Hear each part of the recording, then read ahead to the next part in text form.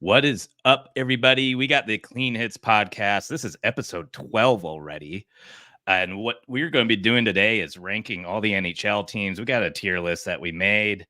We're mostly going to be kind of discussing what we think their futures are looking like for this upcoming season. And we, talking a little bit about their off-season moves. So definitely engage with us, get in those comments, interact a little bit. Let's know if we're totally botching up our ranks here, if we're totally off base. But we'll kind of do a little bit of a consensus here and try to finagle our way through this list and give fair and balanced report cards for everybody, I guess, going into the season. But man, we're like a month and 2 weeks away from the season beginning.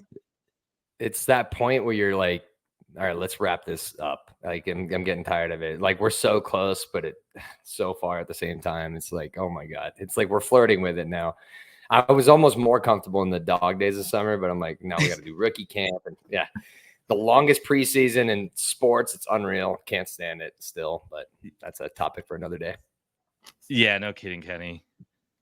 Corey, you ready for preseason and training camps and everything, or still trying to soak it all in? And yeah, no, I mean, summer in Ontario is basically wrapped. So like, let's get going here, right? Back to school in 2 weeks. So let's get back to hockey.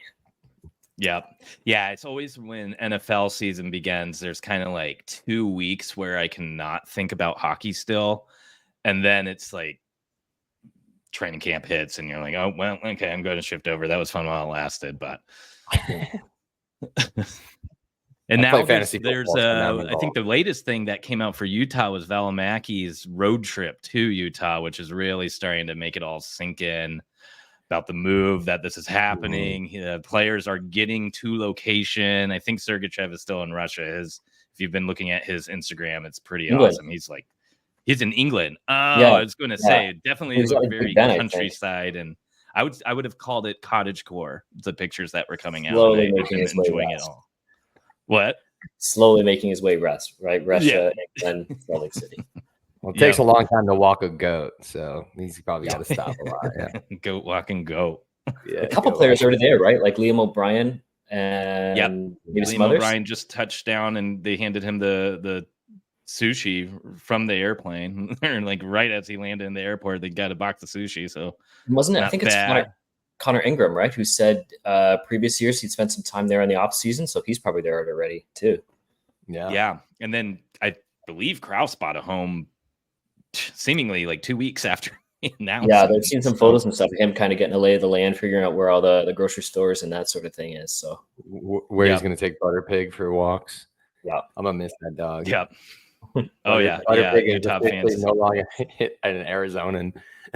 No, but he'll probably He'll probably be able to walk around a lot more than in Arizona, because man, I can't give my dog Ned a walk during June and July. It's too hot.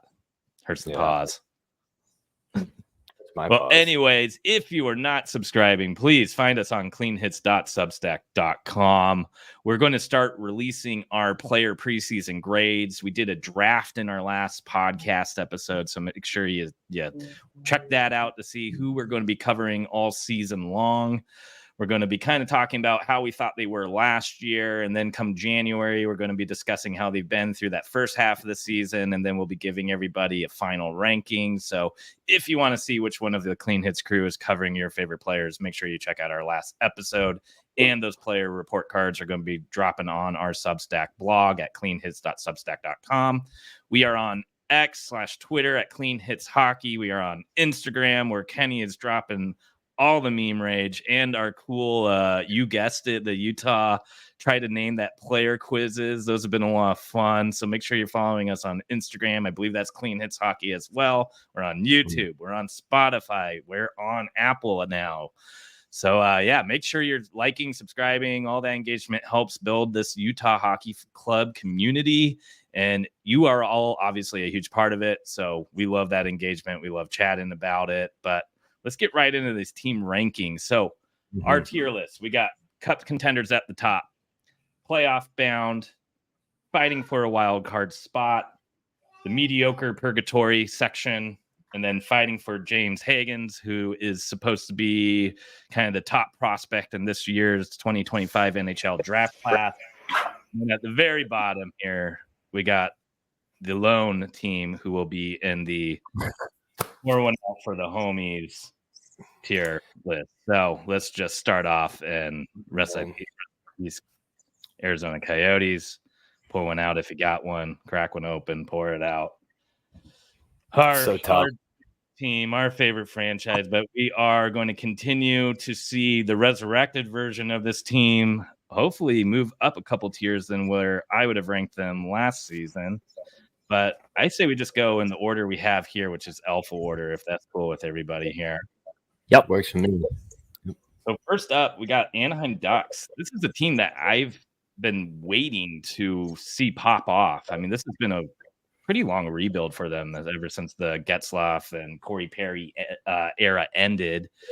Loads of interesting prospects, but now they're almost going through kind of a retool, rebuild phase 2. It's something kind of similar to what the Coyotes actually did a couple years ago, where phase 1 was kind of the Keller, Strome, Anthony Duclair, Max Domi rebuild, and then they kind of had to blow it up again and restart. There's a lot of Zegras rumors that maybe some of those players that seem like core players may not be, and they're going to kind of build around guys like Cutter Gauthier, who they traded Jamie Drysdale for. They have a solid blue line. Leo Carlson was one of the top prospects in last year's draft. They were able to snatch him up. Shocked the hockey world this year with the Beckett Seneca pick, 3rd overall. But I think that's a little bit of that signaling that I just mentioned, that maybe some of these high-skilled wingers that are currently on the roster aren't the guys they're going to be building around. So thoughts on the Ducks here? I know where I would place them. I still think they're in the lottery. I do. There's hope coming, but it's a very young team. Down the middle, it's Carlson, it's McTavish, really young team. I hope they rip the Band-Aid off with John Gibson. Like, just finally trade him. He's been in rumors forever. Just get him out the door. Just like kind of put him out of his misery. He's leading the league in saves every year and just trying to keep this team afloat. But I loved seeing Trevor Zegras struggle last year. Definitely a player that I don't like. I think he only had 5 goals, I think, something like that. So, obviously he's going to. He was injured for a while. Far better too, player, but yeah. But no, I think they're still in that bottom tier. Now, something they might benefit from is I think the Pacific is probably the weakest division of the 4, so they can steal points from the other kind of weak teams, right? San Jose's in that division. LA is going to be kind of a middle of tier pack, but they can take some points off of them. They can take some points off of Seattle, but I do think Anaheim is still in that bottom group there. I agree. I also think, they didn't add a lot this offseason. I think their biggest acquisition was like Robbie Fabry. Which and to your point, their young core is way better than their initial rebuild. Like they, speaking of Drysdale, it was Drysdale and Zegras that were kind of leading that I guess that push for the new era. And now, Drysdale's obviously gone. I do like that trade a lot for Anaheim. Because I love Cutter Gauthier. So I like the direction this team is heading, but I don't know. And I think there's rumors going around that Greg Cronin is not the most popular guy in the locker room. And so I don't know where that leads to. I know he just got hired last year. But we'll see. If especially younger players aren't resonating with his message as well as they could be, that could be an interesting team to watch. But yeah, long-winded answer. I definitely think they're a lottery team again this year. Yeah, the Cronin thing was interesting because you don't normally get your first NHL head coaching job. I think he's 60 years old, right? And I know he comes from the college background. So we've seen kind of a mixed bag of those coaches who come out of college and have some success and some who just, it doesn't translate to the pro level, right? And maybe he might be on that second half of that ledger. Yeah, and I honestly think the coaching choices they've made over the past couple of years have kind of kept them in the bottom of the standings. The Dallas Eakin, he was having him there for 2. Yeah, it didn't make any sense. But anyways, let's keep on moving on. I think that's enough Ducks talk for me, to be honest. But Boston Bruins up next. Now, this is going to be a this was a team that last season I wrote pieces and articles about taking their under on the wins column. I really thought they were going to have a heavy drop off after losing Bergeron and Krejci. I think this year they've honestly made more significant moves than they did last season. I mean, last season they loaded up in the trade deadline, added Tyler Bertuzzi, added Orlov, and lost both in free agency. I actually really am a huge fan of the Elias Lindholm pickup for some center depth.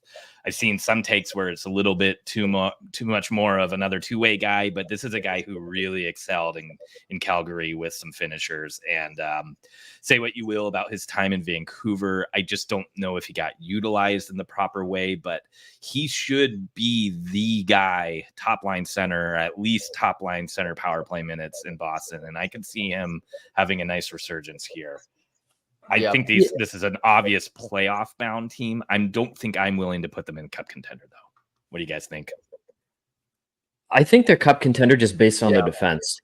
Okay. They brought in Zadorov. I mean, you mentioned Lindholm up front, but they brought in Zadorov as well. They got Lindholm back there. They got McAvoy, Carlo. It's just really solid, right? I think the one spot on the roster that kind of needs one more piece is that right side up front. Now, the challenge in Boston is they don't really have the prospects to make those moves, right? Like, they've been so good that they haven't had those high picks. Drafting has not been that great either, so they're kind of don't really have the assets to move. So don't know if they can really shore up the roster any more than it is. And I mean, I guess the other thing too with Boston now is all this Jeremy Swayman rumor talk. They don't have Allmark anymore as well, but I mean, I think they'll just get that resolved at some point here. Yeah. And I think any time that you have Pastrnak up front, McAvoy on the back, and then a goaltender like Swayman in net, you are always going to be a Cup contender. And I think that they did very well. I mean, you saw how they did last year with I don't want to say little to no center depth, but just not big names at center. And like Morgan Geekie, he had a great year for them. So and I'm a big fan of Jim Montgomery. I'm a huge fan of Jim Montgomery. So it's I think, again, with the pieces that they added, the Elias Lindholm, Nikita Zadorov, and I actually don't mind Jonas Korpisalo as the backup either. I think he, it's a good 1-2 punch. So, they did lose Jake DeBrusk, Linus Ullmark, obviously. But I think this team actually took a step forward. And under Jim Montgomery, they're going to be dangerous. So Cup contender for sure for me. All right. I will allow it in the Cup contenders since I'm outvoted here. But once we get more Cup contenders in there, I think they'll probably be at the back of that tier. Shout out to Mark from the Black and Gold podcast. He's a big supporter of the Clean Hits podcast. I know he'll probably love seeing them right up here at the top. But Mark, right along, Buffalo Sabres. Not much news in the offseason for the Sabres outside of that Savoy trade where they landed one of the McLeod brothers, which would be a nice kind of 3C for them.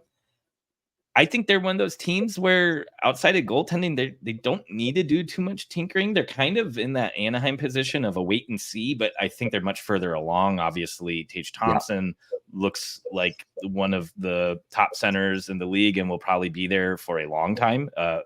Product of Mr. Armstrong, by the way. I think the original Daniel Boot. Exactly. Danny goals, Tage goals. They have a nice ring there. I think this is a team that I think will be fighting for a playoff spot, to be honest, or a wild card spot. I think this is one of those wait and see teams that have gotten better and better. There's a couple of other teams in the mix in the East, like Detroit and Ottawa, teams that have been missing the playoffs for a while. I personally really think Buffalo may be my favorite out of those three. The goaltending is still the big question mark here to see if Levi can really take that next step, maybe gain some confidence there. But they got Luukkonen as well, right? And he got that big. They did. Extension. Yep. I almost kind of wonder if is Devin Levy maybe the next Bill Armstrong target if he's like really lasered in on this young goalie thing, right? I don't know. Yeah, if Luukkonen's the actual real deal. Yeah. Only thing playing against Levy is he's not very big, right? But still stops the puck. Yeah. Lindy Ruff back behind the bench. I mean, that may be a huge morale boost. I think there's probably some mixed reviews there, but I think you got it there with the division, though. I think that's the biggest thing playing against Buffalo. I do agree that they are a lot like Anaheim, where they're younger. I think they're more ahead than Anaheim, but at the same time, for Buffalo to take a step forward, someone else has got to take a step back. So that would mean a Boston or a Tampa or maybe even Toronto. But those teams I don't think they're taking a step back quite yet. So there's only so many playoff spots available. So I think this is going to be, I guess this would be 14 years of no playoffs in Buffalo. Yeah. Oh, jeez. Rough. Yeah. This team pisses me off. This is just flat out. They piss me off because they got great jerseys. They've got great fans. I have a little bit of a beef with them because they would always out tank us, and it would just always drive me nuts. But this, for the purposes of this ranking, I mean, you have to get rid of Jeff Skinner. I get that because of his contract, but like, who did they bring in to replace him? Yeah, that's a lot of the great Jason Zucker. Yeah, exactly. Right. And they paid him a lot. I mean, didn't they pay him like $5 million or something like that? Close to it, right? Zucker got $5 million. That's crazy, right? Yeah, so, especially based on last year. Yeah, exactly. And so and I think that people said that initially when Zucker signed with us that he was kind of overpaid. But yeah, I don't know. So like you lose Skinner's production, and then I don't know. I don't know about this. Just bringing in Lindy Ruff, it just kind of feels recycled, right? And I don't know. I just don't know. For me personally, and this might be a little too tough on them because I do like their pieces. I'm a big Tage Thompson guy, but I think they're in purgatory, mediocre purgatory for me. Again, I don't see them taking another massive step. All right. Let's leave them here. I think as this pans out, maybe they get it bumped up to the end of that fighting for a wild card. But I do have to agree that division's tough. That conference right now is pretty stacked. So moving on to the Calgary Flames. Now, if you're not in the Clean Hits Discord, we do have a Discord. You can find the link in our link tree and our Twitter bio. We got some Calgary fans in there that are pretty vocal. They're shout out to Rod, shout out to Sir Lunatic, I believe is the screen name. Awesome guys. They bring a ton of insight for both teams. They're kind of dipping their toes into the Utah side of things as well. I think we could all agree that this goes straight into the fighting for James Hagen, though, right? There's no question here. And right now, I mean, they may be at the top of this tier. Now, they still have some nice pieces like Rasmus Andersson, Kadri's still on the team, Huberdeau still on the team. And a lot of the pieces that they initially started bringing in when they were doing the trade-off were younger players who could be on the roster right now. So there was a moment here where I thought maybe they were doing more of a retool. But since the Markstrom trade and obviously the Hannafin move for pretty much all futures, it really started to change. So when they first moved Elias Lindstrom, got some actual impact players back. I wasn't totally sure which way this was going, and now I think they're clearly tanking. Yeah, Calgary's kind of in this weird situation, right, where they're rebuilding, but they're not really calling it a rebuild. And they're going to get worse too, right? Because I mean, you have to think Anderson's going to move out at some point. They brought in Mantha on a 1-year deal, which is like, okay, we'll give you prime minutes, and then we'll dump you at the deadline for a pick, right? So he's going to go out the door.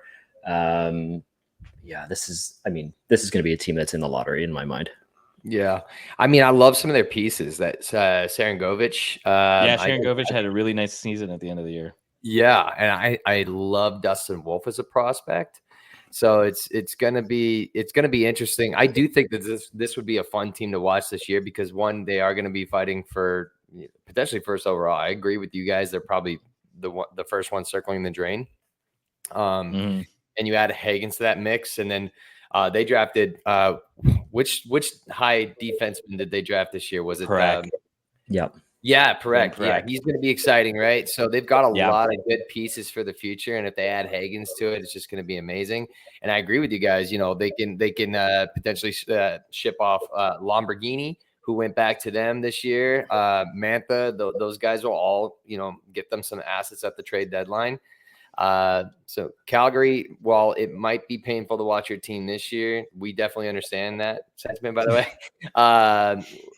It's gonna be a bright future for you guys. So I'm excited to watch, but yeah, 100% fighting for James Hagens. Yeah, and I think it's interesting because that core, it's going to kind of feel like the same thing the Coyotes Utah Hockey Club is, where there's going to be these more established players who are still on the younger side. So Clayton Keller, for instance, Schmaltz, where those were some of those pieces that kind of came over when they first started retooling. So the Sharon Govich, I'm trying to think of the guy they got from Vancouver for Elias Kuzmenko. I was, for some reason, I had a B for his last name, but yes, Kuzmenko. So guys who can produce, they probably aren't going to be as elite as a player like Keller here, but you know, if they're still able to help supplement the newly drafted players, those players that are coming up, I think that will help kind of expedite a rebuild, unlike Anaheim, where it got totally stripped down. And we're kind of seeing it in Utah, where it looks like these may be the only 3-4-ish years of true pain. But is there any way Calgary can get out of that Huberdeau deal? Nope. Is that the worst contract in the league? That's pretty. It's got to be up there, right? Yep.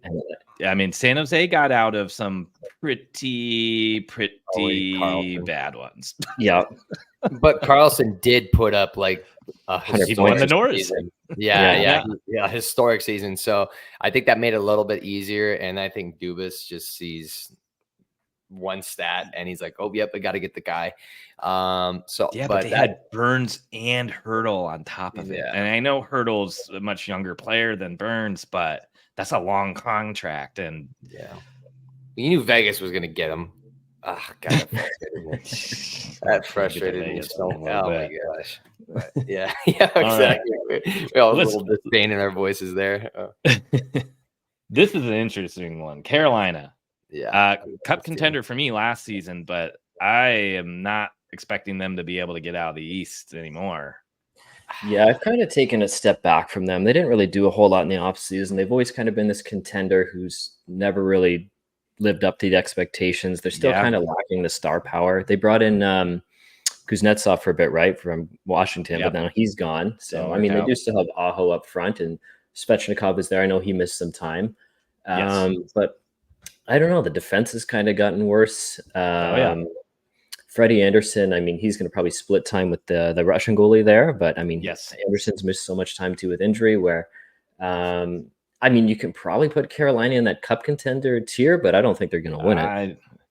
So maybe they're in that next one. I'm not even ready to put them in the cup contender tier. Yeah. I'm going straight to playoff bound. I mean, I think that the defense is much worse.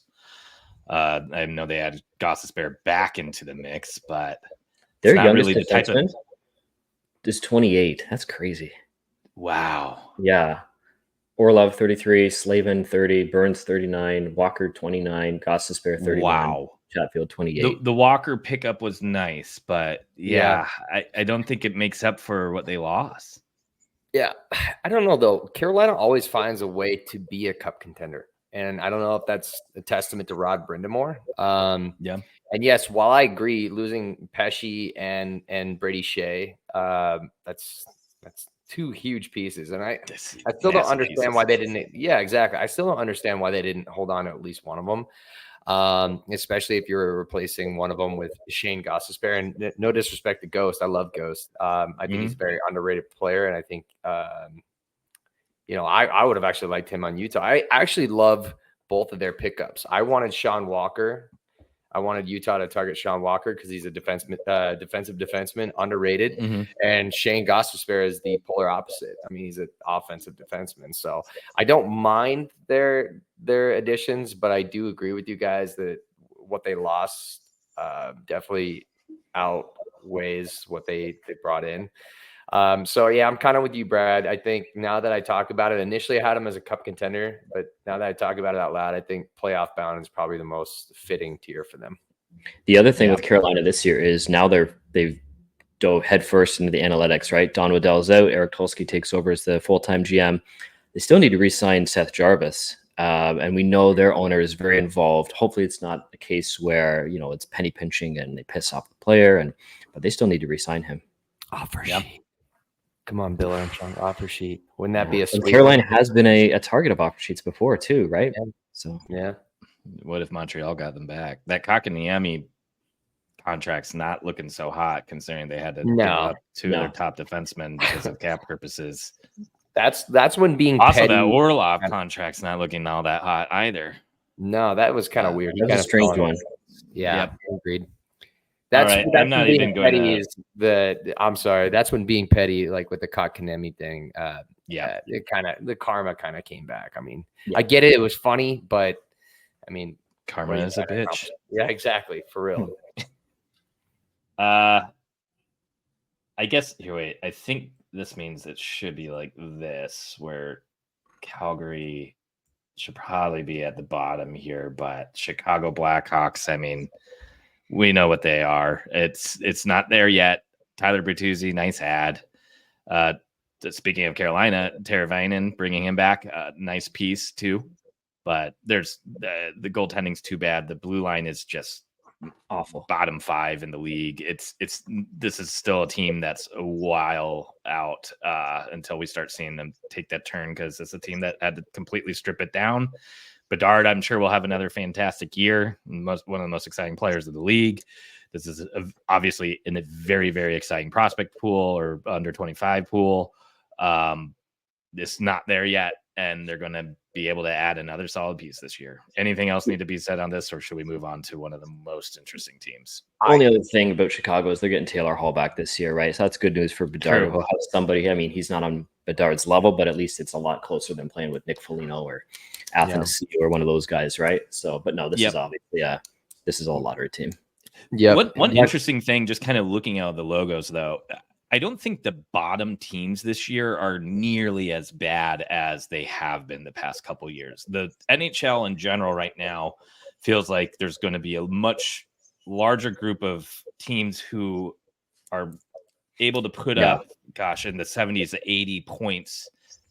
So there may not be as many dominant teams as far as just like a points in the standings, like Boston setting the record 2 seasons ago. Well, sure helps that there were historically bad teams in the league. I don't think we're going to see that for a little bit here, because all of the teams, the talent's kind of getting dispersed a little bit. Obviously, there's going to be a last place, but I think there's not going to be a redo of San Jose. No. Remember how they started a redo of Chicago 2 years ago? San Jose lost their first 10, and I think they had 10 goals for in that whole stretch. Yeah, it was bad. It's not exact, but it's pretty close. Just one last piece I think about Chicago is I think that these guys really screwed the pooch by not upping San Jose's offer for Askarov. I think if they would have had a blue chip netminder in their pipeline, this team's future might be brighter than, I don't know. Anyone's. I mean, anyone's really. I mean, Connor Bedard, you got Kevin Korchinski. Who's that speedy winger that they drafted 11th overall? Oliver Moore. Although that's probably who they would have had to ship out to San Jose based off of the return that San Jose got. But still, I really think that this would have been the ideal destination for Askarov. But that was the only thing that I really had to add on them. Fighting for James Hagen for sure. Be an interesting team to watch over the years, though. Yep. Now Colorado's up next. Are you guys willing to put them in the Cup contender area or just playoff? I think they're one tier below that. I think they're a little overrated, to be honest. They do have 2 MVPs on the team in my mind, and obviously McKinnon and in Cale Makar. But then and Rantanen. Rantanen's there too. Okay, but then who do you got? You got, Jonathan Drouin had a really good year. Is he going to do the same? You have Landeskog. I don't even know if he's going to play. Yep. Nichushkin, who knows? Yeah, he could be out for quite a while. There's always the question marks in net there. So I don't think they're a Cup contender. I can't put them there. I think they could be near the top of the playoff bound here. it's too many question marks. Now, can McKinnon, McCarr, and Rantanen lift this team up and win a cup? Maybe. I mean, those are three of the top players in each of one of their positions. McCarr may be the best defenseman we see in the next 20 years. But is it going to be enough? I just don't see the depth to help them. Some of these trades, the new Hook trade, I called it at the time. It felt a little too soon to be moving a guy who could be a cheap NHL center. Getting what's his name from Buffalo? I'm blanking. Middlestat. Yeah. I mean, that if you think of the whole new Hook to Middlestat thing, it's just shuffling around chairs. Yeah, very similar player. Didn't think of that before, but it's true. And then so you have McKinnon at number one center, which is amazing. But then you have Middlestat, which but then Ross Colton. Maybe he takes another step, but yeah. I mean, Utah fans can't really say much about center depth, but I mean, this is a big drop off from 1 to 2 to 3. Yeah. I don't know. I have a really difficult time not putting them as a cup contender, and that's just because of the pure star power that they do have. I mean, it's with McKinnon driving that boat and with McCarr on the back end. I mean, I think there's a lot of time. I think Bill Armstrong said this once too, that you need one superstar up front, you need one superstar on the back, and then you have to have solid goaltending. They have a couple superstars up front. And I mean, their defense is thinned out a little bit, but it's tough for me. So I might still consider them a cup contender, but it looks like I get where you guys are at too. I'd say they're flirting with cup contender status, but in playoff bounds. So I'll defer to you guys on this one. I think realistically there should only be 5 teams in cup contender status. That's fair. That's fair. I think I'm not ready to put them there because of the question marks, but maybe when we come around, we can make some adjustments. Now, Columbus is next. The Blue Jackets are an interesting one. This was a team that was supposed to be better than they were since they acquired Johnny Hockey, and they have not. They've kind of spiraled. They've had terrible injury luck, awful goaltending. They made some big pushes last offseason to shore up the blue line. That didn't work. Now they moved Patrick Laine, who, has had some up and down seasons with them and has had injury concerns too. I think this should be in that fighting for James Hagen's bottom tier, but I'm kind of all right with putting them maybe near that mediocre area. I don't know. I think there's a chance this team takes a step up. A lot of their young kids got big minutes last season. Some of the prospects should be kind of breaking in. We could see if Fantilli has a big year and it can help kind of short out the top 6. That could be a fairly impactful player. But man, the division, the conference is tough. So I don't know. I'm kind of okay. Actually, looking through the logos, there's only one team, maybe 2, that I potentially put below them. I think they're in that bottom tier. Left. Which one? Columbus. I think they're in that bottom. The fighting for James tier. Yeah, they may be the best of the bottom. There's some young talent there, but I mean, it's always such a mess in Columbus, right? I mean, last year was a disaster with the whole Mike Babcock thing, and then they just were never able to get back on track. There's a lot of good young pieces, obviously, like Fantilli and Sillinger and all these other pieces, and they got rid of Laine, so they're kind of moving away from that, and they bring in Don Waddell to kind of bring some legitimacy to the franchise, right? But at the same time, then you still got pieces like who's going to play in net, because you got Elvis, he wants out, the team doesn't even want him, the GM's saying his contract is awful, who's going to take this guy? So if he goes, then who's in net? And not sure. Sean Monahan was a nice add. Yeah, but I don't think it's enough. I think you're right. I think they're still near the bottom. I thought there was a lot of term though for Monahan, like one bounce back year, and then he gets, I think it was a 5-year deal. Yeah, that's a lot. Yep, I love his story. I love his story because Johnny Gaudreau. Yeah, and he's worked his bag off to get back to where he's at, right? I mean, he's gone through some ugly injuries, so I loved seeing him bounce back. But I agree with Corey. I think he's getting up there in age. I know he's still pretty. What is he? 29. I don't know. Monahan 29. Sounds about. Yep. Yeah, 29. Yeah. So he's getting up there in age, and thought it was a little rich, but yeah, I don't see them. I mean, again, this is going to be one of those teams like Columbus or like Chicago that are going to be really interesting to watch over the coming years. But right now, they're kind of that Gaudreau signing might have really jumped the gun. I don't really know what they were doing there. Yeah, I mean, they go ahead. No, I was just, you go ahead. Oh, I think that they that move kind of shocked the whole hockey world, and it still doesn't make sense to this day.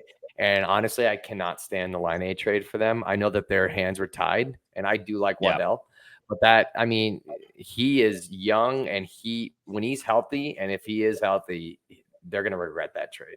They're going to 100% regret that trade. They should have gotten more for him. He's a young sniper that's going to put up in a full season probably 40 plus goals, in my opinion. Might be a hot take, but he's done it before.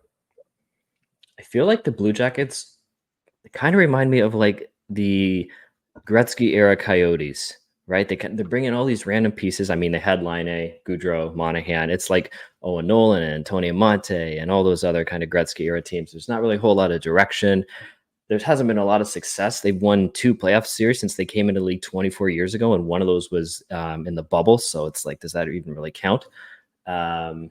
Yeah, I don't know. Columbus is just, it's almost like Buffalo too. Like, I'll believe it when I see it. So yeah, I think they're a lottery team. Buffalo has a lot more promise right now. Yes, absolutely. I think Don Waddell has a big task here. And he said the other day something about like bringing like legitimacy to the franchise, and like there was not a belief in winning and all these other things. And it just seems like almost like an expansion team, like just kind of burn it to the ground and start all over.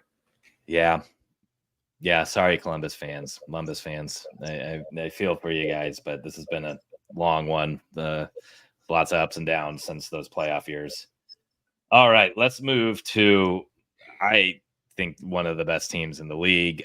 One of the best franchises, period. I am a Dallas Stars stan. I cannot believe I am saying this, but ever since I got more into sports betting and just kind of watching the teams a little less biased without always having a rooting interest, Dallas has really impressed me. I mean, they're drafting since they've become the Dallas Stars from the Minnesota North Stars.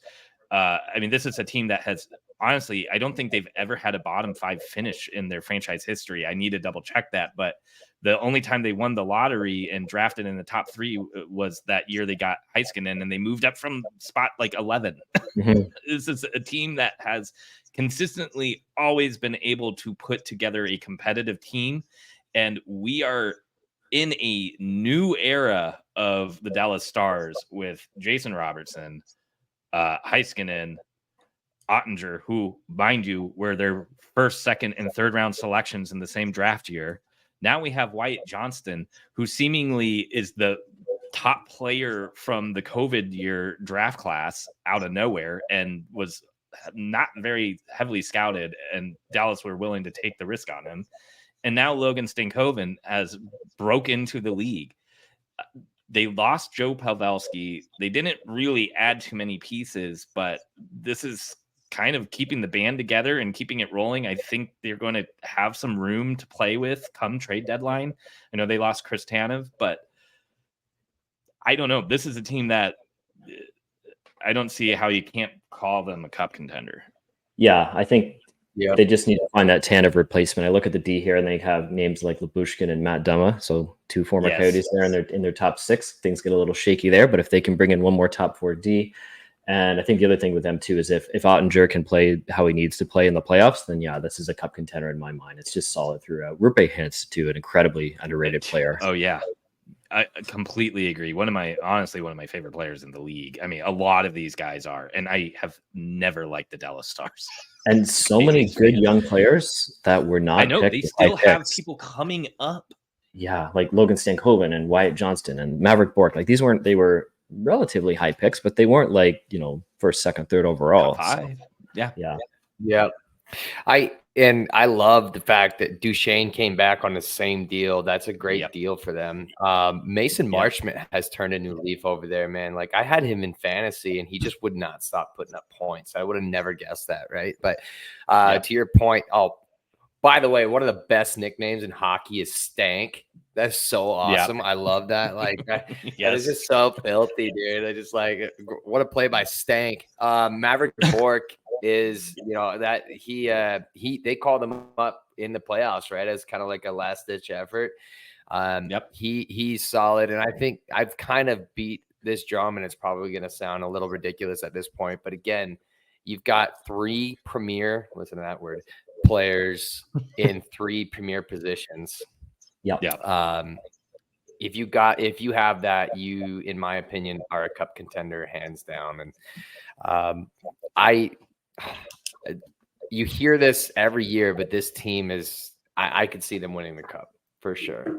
I can too. If Ottinger can put it all together, I really can see them potentially going all the way, or at least making a finals appearance. Now, don't forget they were in the finals in the 2020 season, right? In the bubble season. And I think last year they lost out to Edmonton, right? I think they were just gassed from Vegas the previous round. I mean, Vegas is not an easy out, so there was kind of all in to take them out, and then going to Colorado Edmonton, right after that. That's right. Like, that was the hardest path to the cup. So, but it's also going to be the same this year, right? Trying to come out of that division, so they're going to have to take out a Colorado or a Winnipeg, or it's not going to be easy. No. All right, moving on to Detroit Red Wings. Is the Yzer plan working, guys? I do not know. I feel like they have to be our first inclusion of the fighting for a wild card spot. They're a little bit outside of that purgatory area. I think they're kind of in that middle tier. I mean, to me, the biggest thing with Detroit is, I mean, they bring in like him. Like, why can't they figure out the goaltending thing, right? They bring in Cam Talbot. They had James Reimer forever. They still have Alex Leon. They had Ville Husso. It's like when you have, they have signed Jack Campbell. So it's like when you have 4 goalies, you don't have 1 goalie, right? So you got to figure that out. I think they're banking on, what is it, Sebastian Cossa? I don't know. I don't know. Honestly, I don't. But he's still a couple of years away. Yeah. And the prospects they've been able to draft lately are very much like long bake type prospects. It's going to be interesting. And now they have not had much draft luck. They obviously did not win any of the lotteries, but Lucas Raymond's starting to really turn around. I thought he had a really great season, and his end of the season was pretty impressive. He had a little bit more piss and vinegar than I've ever seen out of him. Sider still looks like a great pick for the 2019 draft, but I thought he took a step back last year. He was a little bit over his head, maybe. I mean, this is a team that's just built with kind of mid-tier players, and Larkin, Raymond, Sider are kind of the only true bright spots that look like they can be top-tier players. I'm surprised Patrick Kane re-signed there. I would think I know he's got his cups from Chicago, but I'm sure he wants another one. So, like, he's betting his horse on Detroit to win the cup. I don't see that. I kind of agree with you guys. I mean, it's such a frustrating team. I like Yzerman as a general manager, but how much more leeway do you give him? I just think it's kind of getting to the point where he goes in with the same game plan and just changes out the players each year. Like, I'm gonna have this little protein shake of players that are, top 6 wingers, or et cetera. And, this mix is going to make it happen this year. And it just doesn't seem to work out that way. So I think if they miss the playoffs again this year, it'd be really interesting to see what Detroit does with Yzerman. Because I think the fans are getting frustrated. Yep. Shout out to Anthony Tony B. Game to game, you don't know which version the Wings are going to get. I would have to agree. This was a team that was near. I think they were. I would need to pull it up on shotprops.com, but were near the bottom for goals against, even though they were near the top for goals for all season. So they had those big swings of games where one game I think they were top 3 for goals for maybe the first 2 months of the season. And then the power play cooled off, and one day they could win 5-2, and the next game they would lose 3-8. I mean, those battles with Ottawa were clear of where the team was, I thought. Let's keep it rolling, though. Edmonton Oilers probably had the most interesting and maybe exciting offseason, depending on which side of the fence we are here. I don't think there's any doubt that they're still a Cup contender, though. I have put in a bet for them to win it all pre these offer sheet moves. I actually was a big fan of them nabbing Arvidsson. I think that's a huge addition. I actually did not mind them grabbing Skinner, because that means just how loaded that forward depth is. But that was all before St. Louis sent over 2 offer sheets for a young burgeoning top 4 defenseman in Broberg and a young, maybe bottom 9, middle 6 forward in Dylan Holloway, both former first round picks. Broberg was number 4 overall in 2019 or 5 or something like that. And Holloway was part of the 2020 infamous draft class that was highly touted going into that season. He was more of in the middle rounds, so I think late teens, early 20s or so. Both players I thought showed and made impacts in the playoffs this year. Both players I thought helped them get to the Stanley Cup finals. I thought Holloway was exactly the type of player they need, could probably transition to playing 3C this season. Be the type of guy who can jump up to play on the second line center when needed. Smart 2-way guy, exactly what they needed, especially to help supplement guys like Jeff Skinner. And they are both gone.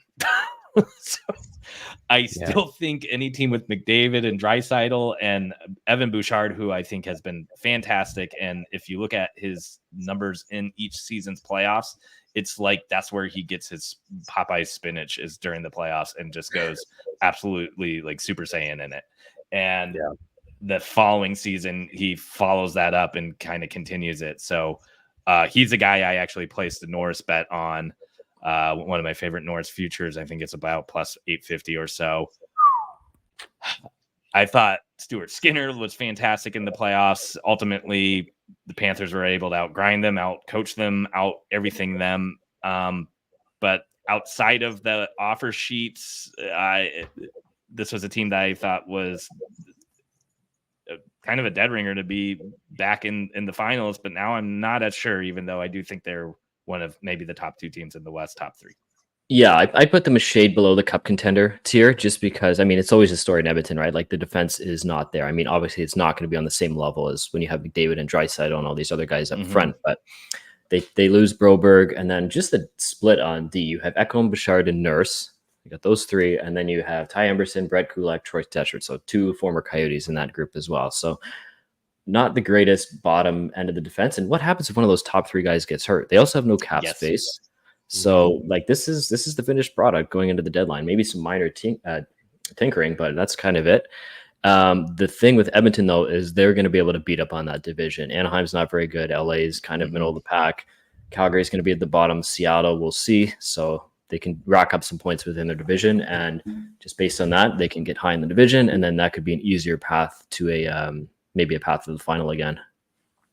They are the type of team that can beat anyone, and I think would prefer to do it quickly in the playoffs. The longer the series goes, the more cracks you will find in this team, but they have the firepower up front to kind of handle anybody quickly, as long as they can keep on racing on all cylinders. But I would have to agree.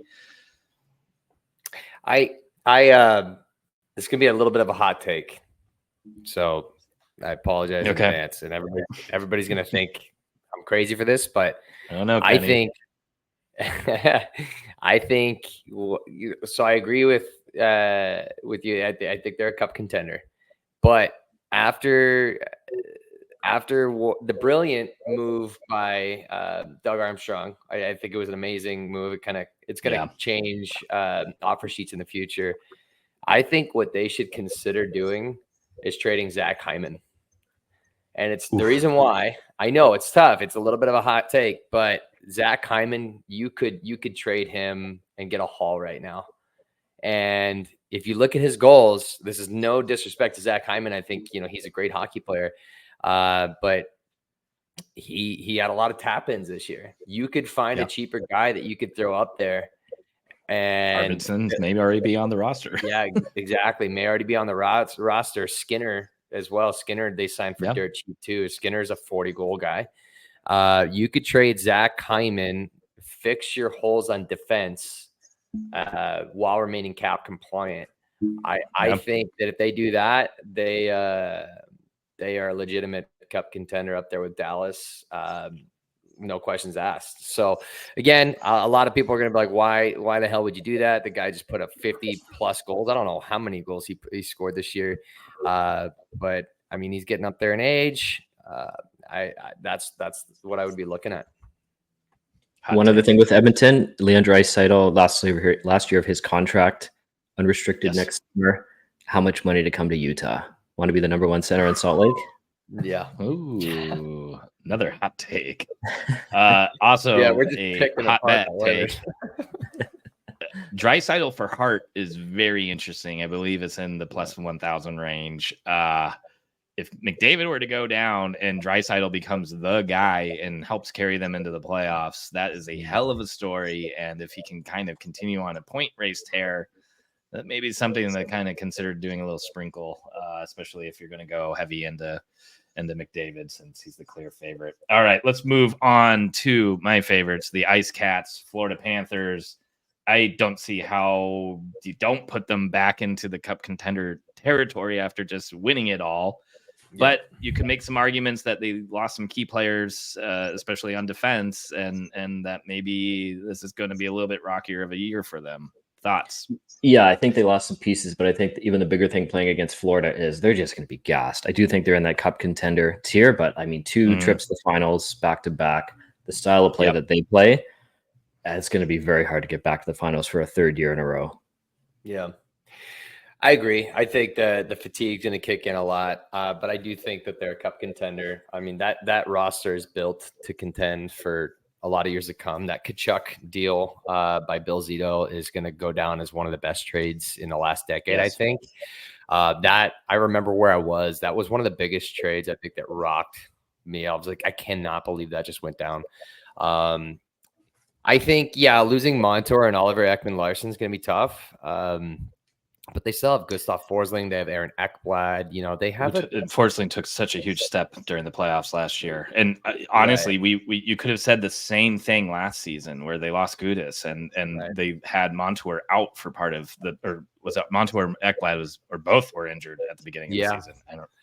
So it's also such a weird place they're at with goaltending because Bob Bobrovsky, like the fans wanted him run out of town and now he's like their savior, right?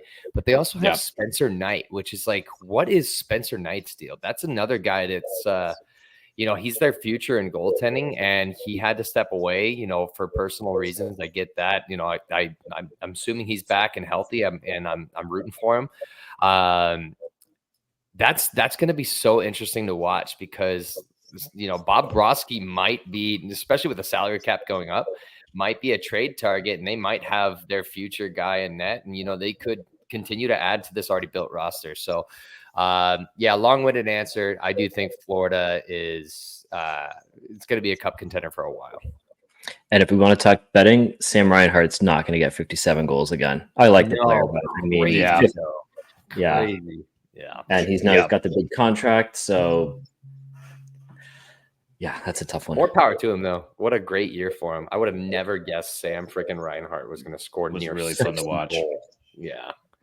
That's crazy. All right, before we move over to the Kings, we got a comment from Rod Anderson. Oilers have not won the division since 1987. That is crazy to me. I did not realize that. And as one of our favorite Flames fans from our Discord. So, of course, he knows that. He's got that tattooed on him somewhere. Exactly. Los Angeles Kings, I think you got to put them for fighting for a wild card spot at the very least. But this is a team that has a lot of question marks to me. Losing Arvidsson, I think it's going to hurt. I know he was out pretty much all season for them, so obviously they know they can perform without him, but that's some depth on the forward position, which they are a little bit more weak on to begin with. This is another year where Kopitar and Doughty are older. Goaltending is not addressed at all. If anything, it's shakier than going into last season. I could honestly, and I love to say it, I will say it every single day, see the Kings missing the playoffs. But I think right now, going into the season, they're definitely going to be fighting for a wild card spot. Yeah, I think they're fighting, especially in the Pacific again, right? Like that's the weakest division. Somebody's got to finish third in the division. It could be them. I would disagree on the goaltending. I mean, Darcy Kemper had a down year in Washington, but it was only 1 year. He can bounce back in LA, especially with the style they play. He's going to reunite with the goaltending coach there. I mean, look at the season they got out of Cam Talbot. I mean, if Kemper can replicate that or just do a little bit better, and just the style of play that they play, they're gonna have to grind out these wins. And then up front, you're gonna slowly see. I think Quentin Byfield is gonna take over this team. Yep. Byfield and Clark are going to be kind of the ride or die for this team for the next couple of years before that's they get the a new little extra help. Yep, exactly. Yeah. I was just going to say that new Kopitar and Doughty. Maybe. Yeah, right. I like Kemper a lot. I still think he's got a lot to prove. He's a big boy, very flexible. We all know him very well. So I agree. Yeah. I do like their goaltending. Addition by subtraction with the Pierre-Luc Dubois. And the last addition by subtraction is getting rid of that ugly Shield logo and going back to those beautiful Gretzky jerseys. Those jerseys are so awesome. But agree with the ranking position we got there. I think we got another wild card spot right after them with Minnesota Wild. Wild card. Again, it's a team that's like too good not to put here, even though I would maybe put them. I may put these three teams in this exact order. Maybe Kings above Detroit, but Brock Faber, speaking of, a snafu by the Kings, that Faber trade is going to haunt them a little bit. But Faber looks fantastic. I mean, this is a kid that could easily be a top 10 defenseman in the league for a long time. But this is a team that is still paying off Zach Parise and Ryan Suter's contracts. This has held them back for seemingly a decade now. Almost $15 million bucks on those two this year. It's crazy. Yeah, I think I was in my mid-20s when that trade happened, or when they both signed, and I got a lot more gray hairs now. Same day that LeBron made his decision. Do you remember that? Yes, the same day. Yeah, crazy day in sports. Yeah, it was. Same day that Mike Ribeiro signed in Arizona. Yeah, bit of a gap between those players. Yeah, exactly. But this is pretty much a typical offseason for the Wild, where they don't get to do much because they're kind of cap strapped. But luckily, this is a team much like Dallas that drafts all the time really, really well. And I think pretty soon here, I think this team with the new young core developing and coming out could really break out from this kind of fighting for a wild card spot continually tier, and maybe would be a team that's another big acquisition away or two from kind of launching into a cup contender, a la the way the Panthers did a couple seasons ago. Definitely a team that I think is on the rise, especially when they get a little bit more flexibility, even though they're getting a bit older. But I think for now, it's probably another year where they're kind of fighting for a playoff spot. Yeah, I think that's hang on. They'll get in. They're not going to be in the playoffs for very long. And then this is kind of a hold year, right? And then next year, those Parise and Suter cap hits are still in the books, but they're going to fall from almost 15 million to basically 2 million. So they're going to free up all that money, and then they can make some serious additions to this team. Yep.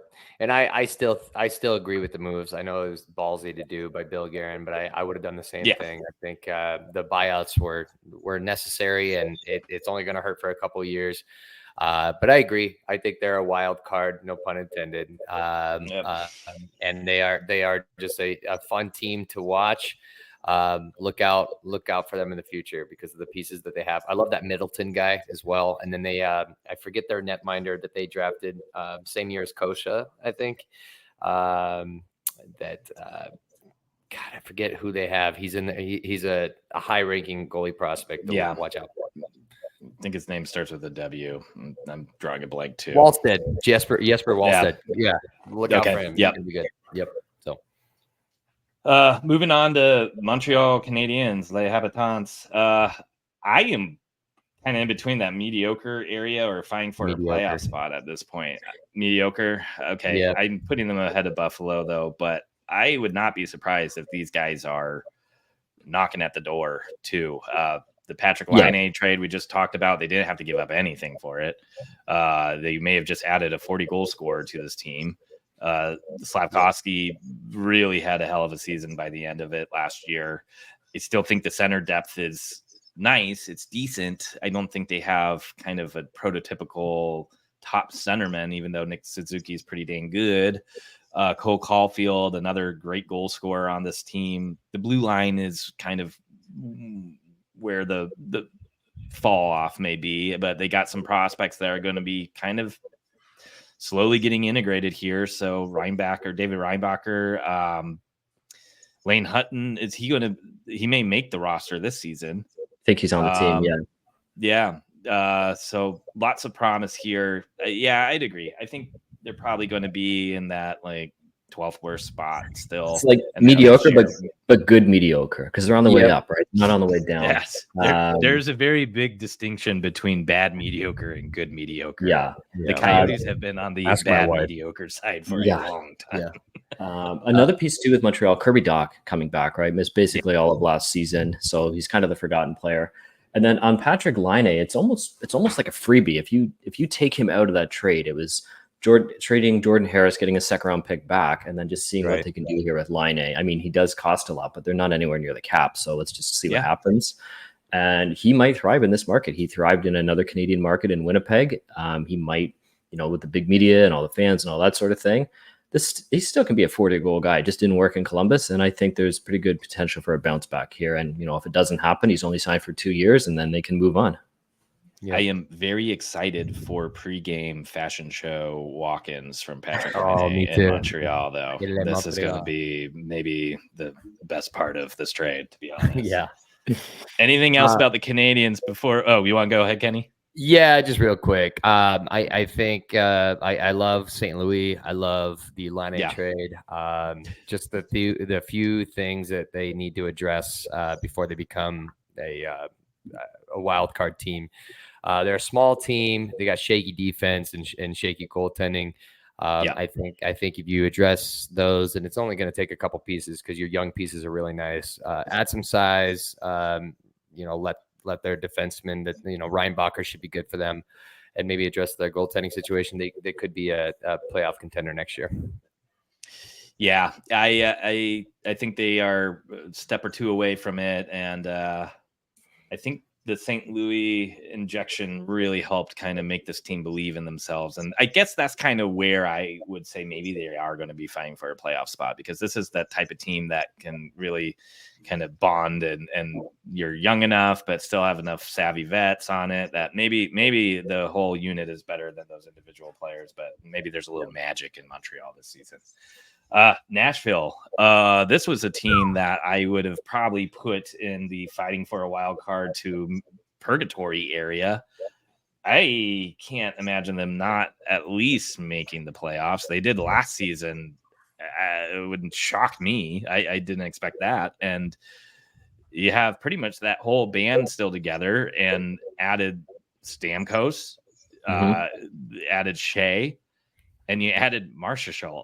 I mean, this is wild. It's I've never heard of potentially a cup contender. I'm not ready to put them there yet, because I do think making that many big moves sometimes takes time to adjust. But with that many star names on this one team, Ryan O'Reilly, Roman Josi, along with the names that we just listed, Forsberg, thank you.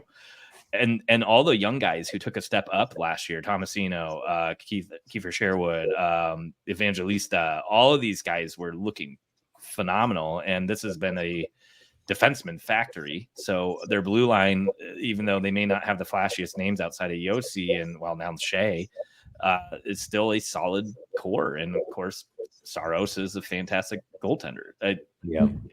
Everything's here. It's, to me, is the chemistry there or not.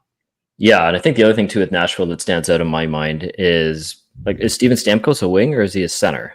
He kind of shifted to wing there in Tampa, and then if he is a wing, then their center depth gets a little bit shaky after RRR, right? So that's my biggest question with Nashville.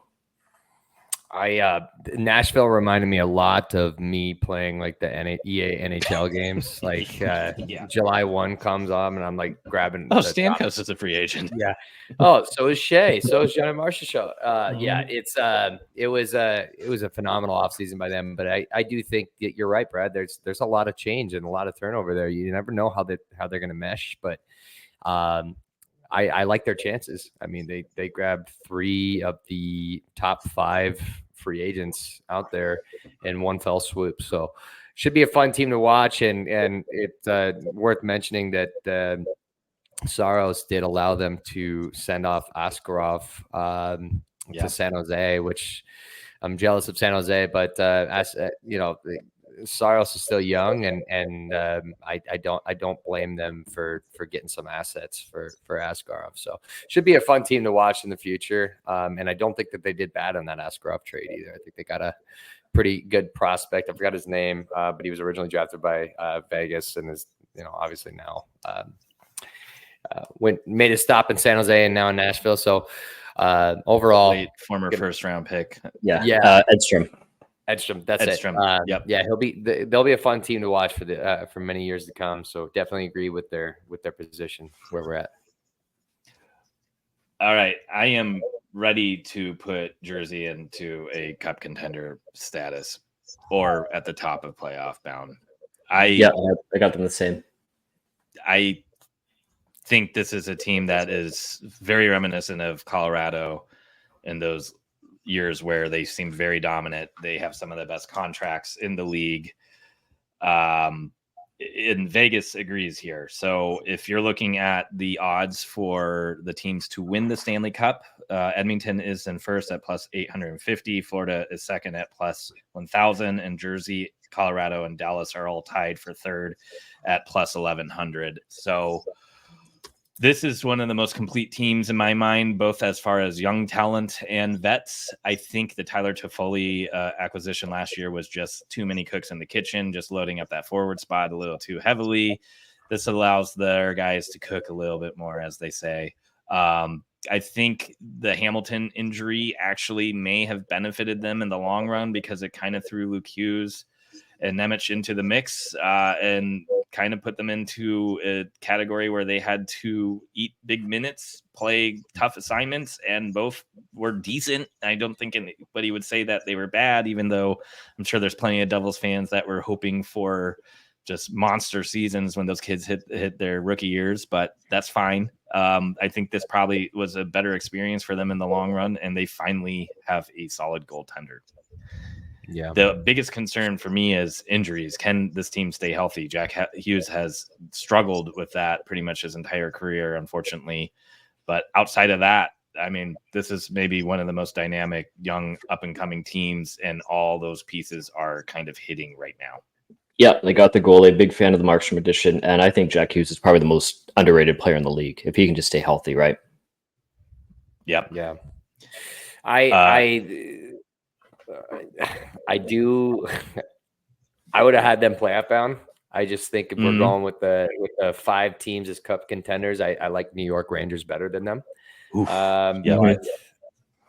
I do think that they're the additions that they made, and Jack Hughes is so phenomenal. And I agree with you. The injuries are a little scary, and then Markstrom, as much as I like him as a goalie, he had some tumultuous years, so I don't know which Markstrom they're going to get.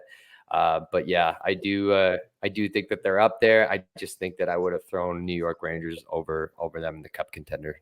Yeah, I got the same. I do think that they're up there. I just think that I would have thrown New York Rangers over them in the Cup contender. Yeah, Yeah, and maybe we'll make some adjustments as we get here, but I don't know. I think we got a very, very strong Devils team here. And also, if you're on the betting side of things, Jack Hughes shots on goal prop, just smash spot all season. Run that thing, ladder that thing up, take the alt shots when they're playing against good teams. That kid just rips puck. Even though he can be a little tricky to predict, but when he's on, and you can usually cash out in the first period. All right, next up, a very confusing team, a team that always seems to be in the mix. In fact, we have somebody in the comments, Isles Meetup, Salt Lake City, so it sounds like we got a fan of both Utah and the Islanders who kind of agrees with us that this is one of those ones that's hard to project. I'm going to say fight for a wild card spot, but a couple bad injuries and this team could be struggling, let's just say. I don't always have the most thoughts on the Islanders. My good buddy NZ from Betting News definitely does, and his infamous quote of Sorokin is caked. But a bounce back season by Sorokin could easily put this team in the playoffs, definitely fighting for a spot, but a bad season from him, and gosh, I don't know what happens. Yeah, I think the goaltending and the defense is going to keep them alive. They'll be better than that bottom lottery tier, but outside of 2 or 3 guys, they just don't have the offense. It's a boring team, right? It's very like Lou Lamoriello was trying to rebuild his 2000 Devils teams, and we're so far gone from that. So, I'd be interested. Oh, sorry, Corey. No, all good. I'd be interested to see what Patty Waugh can do with the team. I did think they got a little more exciting when he came. Yeah, but and I don't know the caked comment. I don't know what that means. I cake means something different to every person you think about, but or that you talk to. But I think Ilya Sorokin is a top 5 goalie in the league. So as long as he's there and playing at the level we all know he can. I always think that they're going to be fighting for a playoff spot, but there's just always something with the Islanders that, again, they're so boring and they can never find that. They're a lot like the Hurricanes, in my opinion, where, Hurricanes are more fun to watch, but they're missing a piece, like the star power piece to get them into Cup Contender status. So, but it's hard not to include them in the playoff races. I think hot take for the Islanders is Lou Lamoriello is going to retire at the end of the year, and Patrick Waugh is going to be both the coach and the GM. Oh my God! Imagine he wants to do that forever, and this is going to be his opportunity. I could see it. I could see it too. He did that with the Ramparts, right? Yep. Third, and he was even in Colorado. He was kind of like assistant-ish GM, right? Yeah, right. I definitely think playoff bound, maybe at the top here. I could make an argument for a Cup contender for the Rangers. I think this is Kenny's argument right there, right? This is got the number 1 goalie, they got the number 1 D. I don't know if they have a number 1 center, but they got Panarin, so they got a number 1 forward. Yeah. Lafreniere really started to show up in the playoffs. I think he will be a great sneaky shots on goal prop player for most of the season. Hopefully we get him at 2.5 instead of 1.5 shots on goal. Yeah. I definitely think they are probably at the top of the playoff bound tier. I think I always expect more from them once they hit the playoffs, though. And I feel like this is one of those teams that just looks and feels like they should be better every single season and just can't seem to get past that second round. And I don't know what it is about that because Shesterkin is, again, another top 5 goalie in the league. Zibanejad, I know he had kind of an off, what do you call it? I mean, he wasn't on in the playoffs.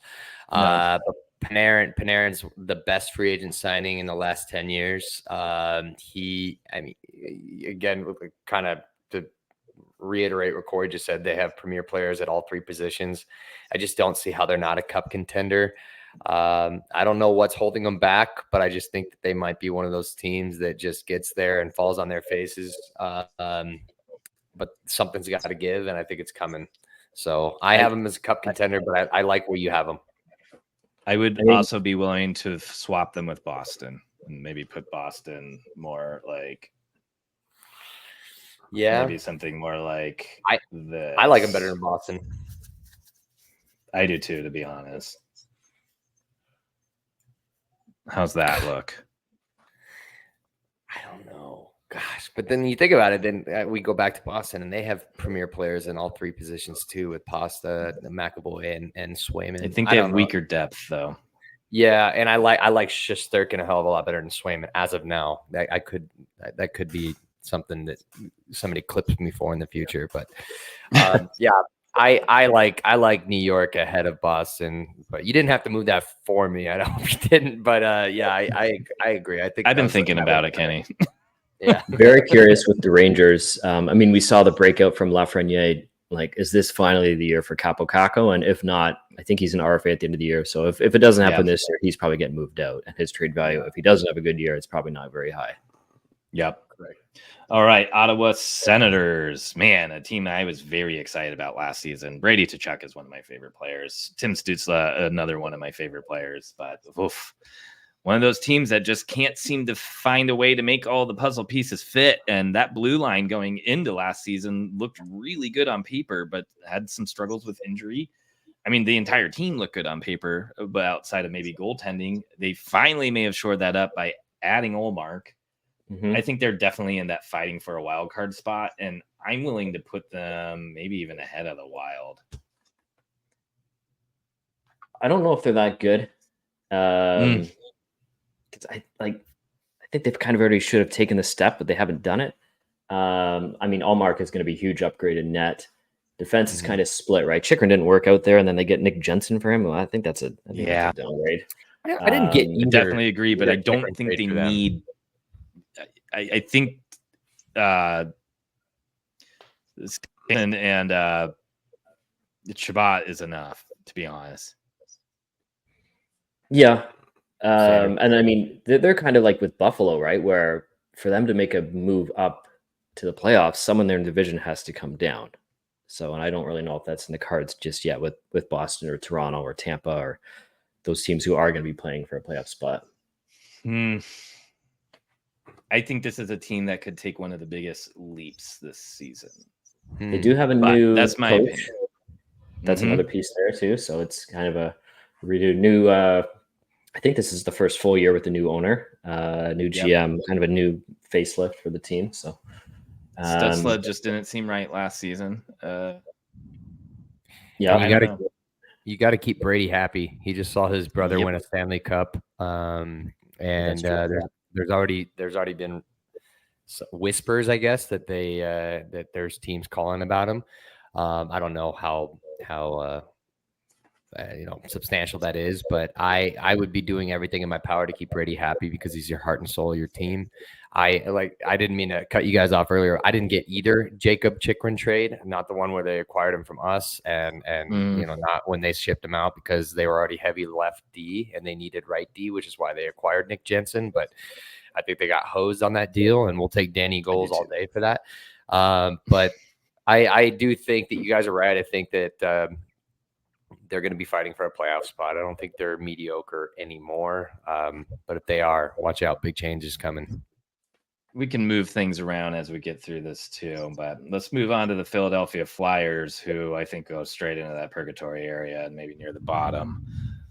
Definition of purgatory team in my mind, where, gosh, you thought they were going to sink finally and really start to pick up some big pieces in the draft, and then they were pushing for a playoff spot last season. Of course, Mishkov could be joining that team. I don't think that's going to be enough to elevate them. I think this is a clear Tortorella team that is going to outperform what they should be. Very reminiscent of Tippett teams. There's not much I want to talk about on this roster. Up and down, there's some interesting kids, I guess.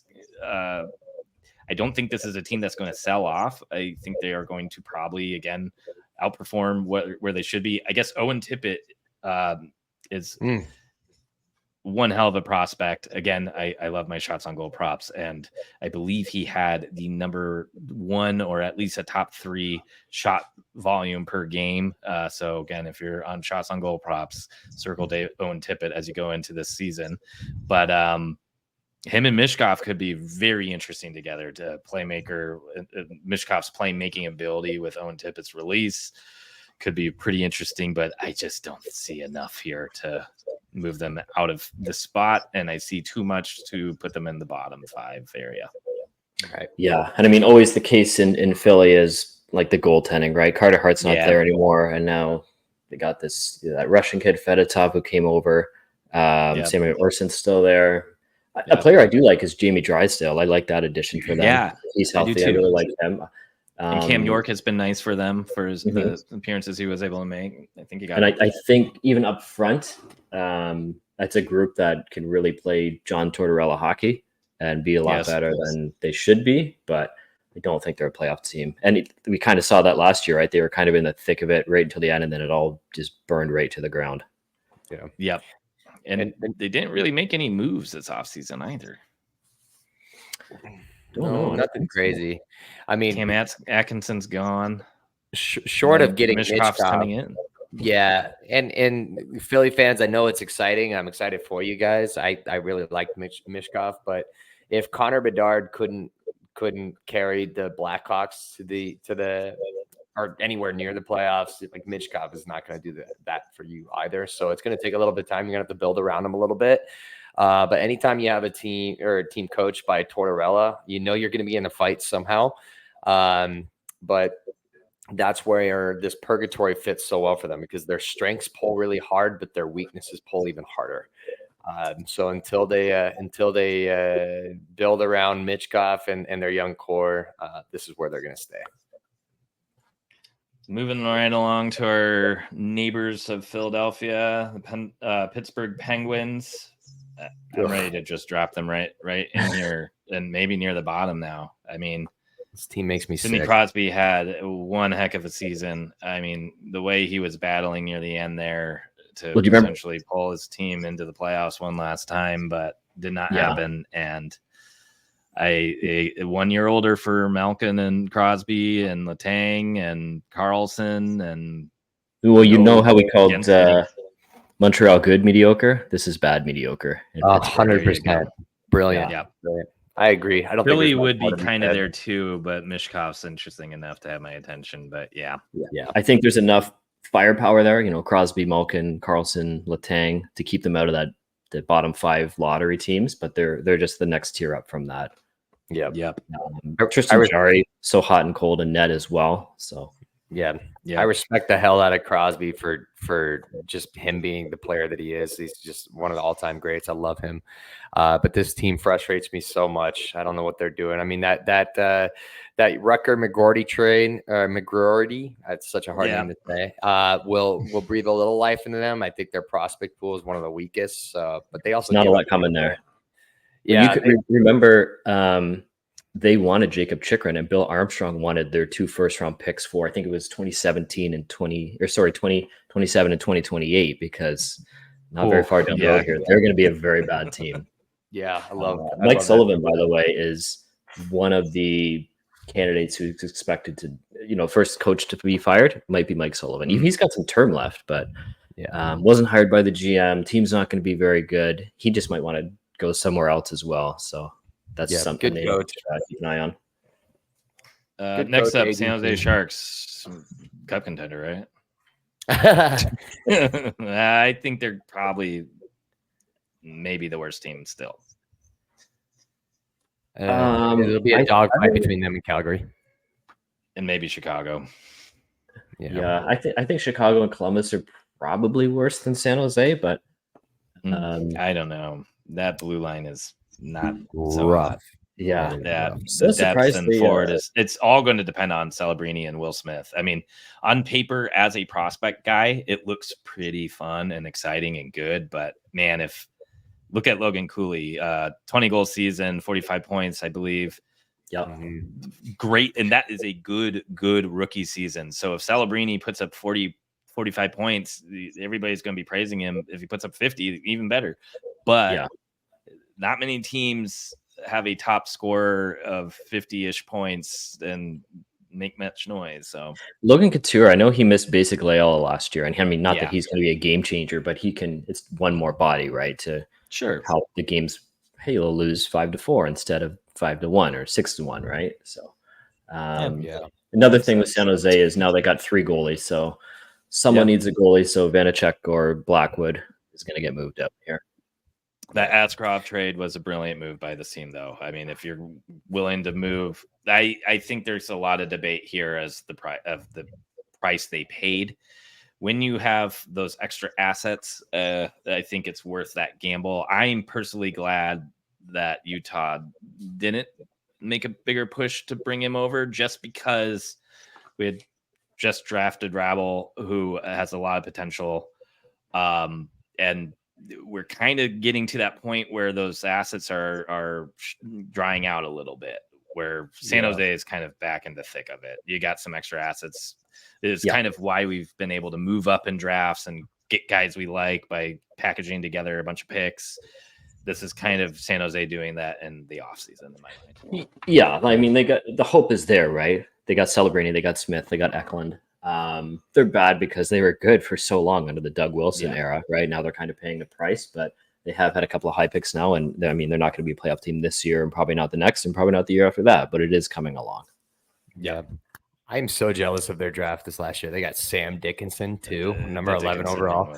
I mean, it's just they've got some really exciting pieces with the Celebrini, Will Smith, now Askarov and Sam Dickinson. They're going to be a fun team to watch for a very long time. But a couple more years of pain, San Jose, and you'll be out of this.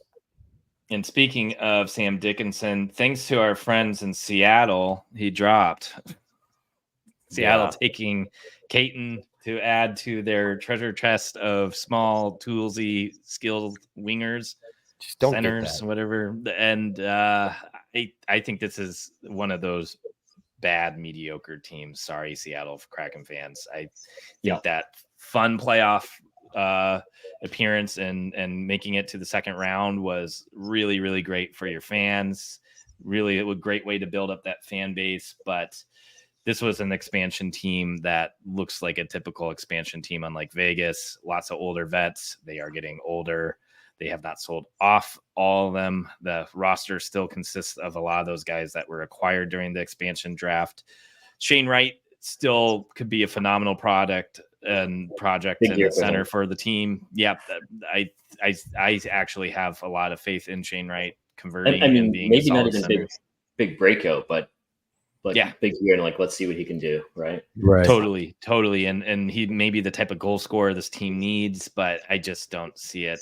Vince Dunn was a nice surprise, another Armstrong product, by the way. I don't like the additions. I mean, I like Brandon Montour and I like Chandler Stevenson, but I don't see how they fit on this team. This is like, okay, we'll add those two guys and we'll hope to get in the playoffs, and then we'll lose in the first round. So that's the direction here.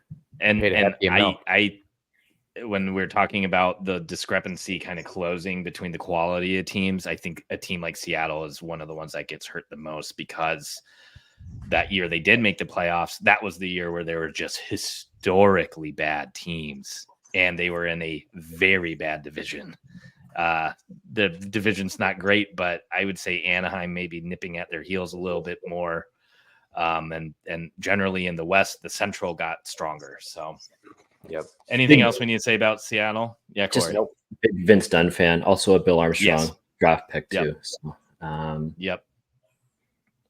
Speaking of Bill Armstrong, speaking of the Armstrongs, we got another purgatory team in my mind.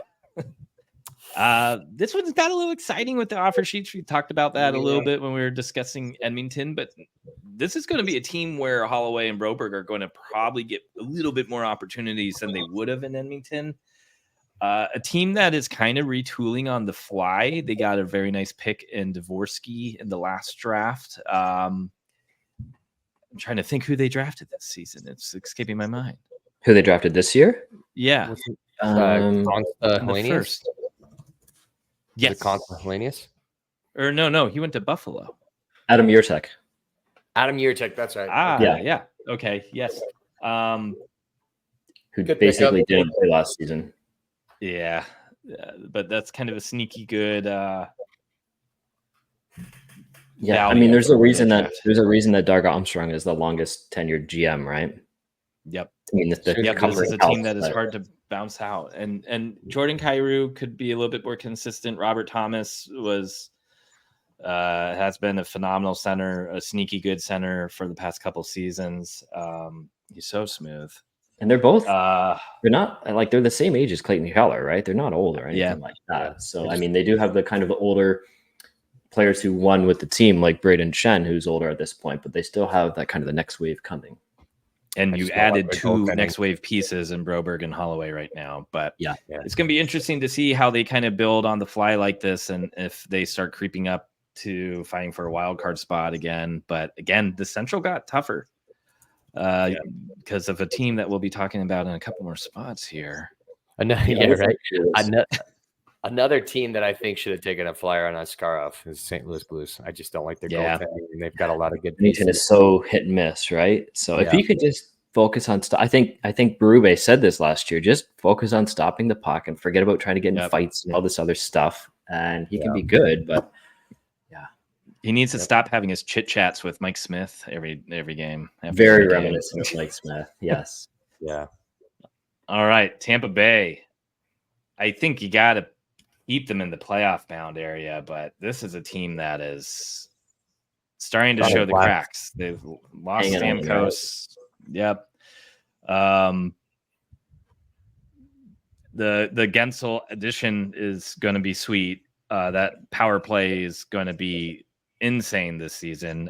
Power play props is going to be something I will absolutely be targeting for every Tampa Bay Lightning game, especially when they're playing at home. Braden Point seems to have a power play point in every home game. But besides that, this is a team where you almost build up to a dynasty, and now you're starting to kind of fall out of that. If this is a team that if the right people get injured, then obviously you could say that for any team, but I think this is one of the more shaky ones where those injuries could really drag them down. But we will see. I mean, this is obviously a team that could bounce back and be very deadly as well, but we saw that last year, right, with the injuries, because they lost Vasilevsky and they just didn't do anything about it. He can be the MVP of that team. So to just not replace him, and they took a hit in the standings, but still, even without Stamkos, they got Point and Cirelli down the middle. Hedman's still there. They got Kucherov, who can be an MVP. It's sort of Kenny's thinking with the 1C, 1D, 1G. I mean, they're a little older now, but still, I think they're a playoff team for sure. But Cup window is, if it's not closed, it's very there's a little bit room, but right. The McDonough addition was nice, but there was a major subtraction too. Maybe Kenny's about to hit on that. Yeah, well, I think you hit the nail on the head. I think that this team is starting to show the cracks a little bit. But any team that's coached by John Cooper, you know that they're gonna do well. But man, how have we not brought up the fact that they have traded a premier? I'm gonna say it again, a premier young number one defenseman off of their team in the same offseason that they lose Steven Stamkos. It's going to be a significantly different team this year. And I don't know where that Sergachev guy went, but I'll try to keep tabs. Yeah, well, and I guess they did add JJ Mosser then. That's true. He should be able to help round out that kind of middle pair there. Was a very good contributor for the Coyotes. But that Sergachev loss is I think they're going to feel it more than, I don't know. I think some fans, their fan base seems a little split on how heavy of a loss that is. But it's almost like they kind of forgot what Sergachev can do just because he missed so much time last year, right? But exactly. The year before recency bias is a real thing. Right. Yeah. Yeah, this is a great comment by Utah Yeti. They lost Stamkos and Sergachev and finished fourth in the division last year. I'd put them fighting for the playoffs.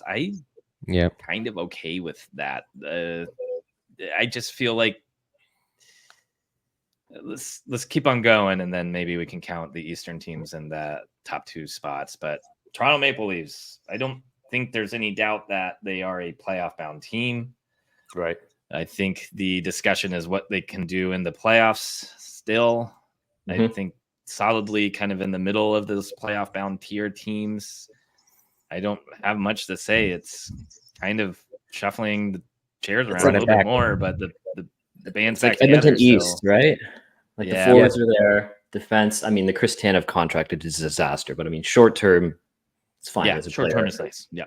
Interested to see how OEL is going to do in that market. He kind of struggled in Vancouver under the bright lights. I don't know about that one, so that's going to be interesting. And then in net too. I mean, I like Joe Wall, but he's young. He's missed some time. I like Anthony Stolarz as the backup too, but I mean, I don't know if there's a number one goalie there. So yeah, Joe Wall reminds me a lot of Stuart Skinner in not their playing style, but the just the similarities. Narrative. Yeah, exactly. The narrative. That's exactly the word I'm looking for. So yeah, Edmonton East is brilliant. Again, it's just run it back. You know, that's what they're going to keep doing this until it works. Yeah, I do like the Berube addition, but I don't know if this is the collection of players for him. Right. And then Mitch Marner didn't move. I didn't think he was going to move, but I mean, that's going to float around all year in the Toronto media of his status. You got a new captain there too, with Austin Matthews taking over. But we'll see what happens. You mean to tell me Mitch Marner did not get traded for Keller, Cooley, Gunther, a first, and Haravel? That's so weird. Yeah. No, you're right. I thought that was a shoe-in from all the Toronto fans online. Yeah, that's crazy. Currently Toronto is plus 1,500 to win the Cup, which puts them in the 5th spot when you put all the teams that are tied together. But Carolina, Vegas, Dallas, Colorado, Jersey, Florida, and Edmonton are all above them, and they are tied with the Rangers, and then they are just above Nashville at plus 1,600. If Toronto and Tampa play in the first round, who are you taking? Toronto. Yeah. I think I would too, but I mean, that's Toronto's path always, right? They're going to have to go through Tampa or they're going to have to go through Boston. Unless they win the division, I guess they could get a wild card, but we'll see. Maybe this is the year they win the division. I don't know. Yeah, maybe. I mean, Florida's a little bit weaker. Florida too. It could happen. Yeah. All right. Well, our favorite team, Utah Hockey Club. Lovely logo. I've seen it all over the internet. I'm actually waiting for their odds to get a little bit better before I take them making the playoffs because I would like them around plus 200, but I think they're fighting for a wild card spot this season. And I know I'm a homer and a fan, but it felt like they were for a lot of last season. And then the rumors about them moving came up and they lost almost every single game in the month of February and seemingly dropped out of a spot. But I think they're right here in this group, young, exciting forward group, added Sergachev, added Marino. I honestly think the biggest challenge for this team is going to be Ingram and Vejmelka, and if they can perform to the levels they've both been able to play at these past 2 seasons. If one gets injured too, it makes me very worried because despite what you think of Vejmelka, he's been a very good backup for Ingram and has had those games where he comes in and plays a big game when Ingram's getting a lot of playing time. It's a good tandem right now. That's my thinking as well. They're kind of on the playoff bubble. The thing with Vejmelka last year, right? I don't know if it was a mental thing or not, but it just kind of unraveled. Remember, he lost every game. It was a loss, and they weren't even necessarily big blowout losses, but it was just like snowballing, and it took forever to get in the win column. I believe in his yearbook, they all the players talked about their favorite restaurant, and I think his was P.F. Chang's. So maybe he looked up to see if there's P.F. Chang's and SLC, and maybe some of our Utah friends can let us know. And maybe that if there isn't, he was a little bummed out. But Brad, I love that. That's what you just said. I can't. That came out of nowhere, but I love that you know that. But no, I agree with you guys. I think we have 2 1B goalies, and I think that they complement each other very well. But then it's in a playoff series, you need somebody that's going to stand out, and take the reins and really be the guy. I think Ingram has a better chance of doing that. I think goaltending in the future is something that we might look to address depending on how Ingram does this year. And it could be something that we keep our eye on this year. If we're in the wild card spot, do we look to grab a goalie from a team, even though goalies aren't often traded at the deadline. So I don't know. It's something to keep our eyes on, but you can't, I don't think we're being homers when we say that this team should be fighting for a playoff spot when they added a number one left. I mean, they added a top pair on the same day within minutes of each other. Ian Cole is a brilliant veteran to have around. Underrated signing. Yeah, Andre Tourney it gets the best out of players. I mean, you see what Clayton Keller has done underneath him. Nick Schmaltz has done under him. Gunther, Cooley, they're gonna have more confidence under their belt, and you saw what they did. So we've beat this drum a lot, but it is worth mentioning. I do think that this team is 100% going to be fighting for the playoffs till the very end.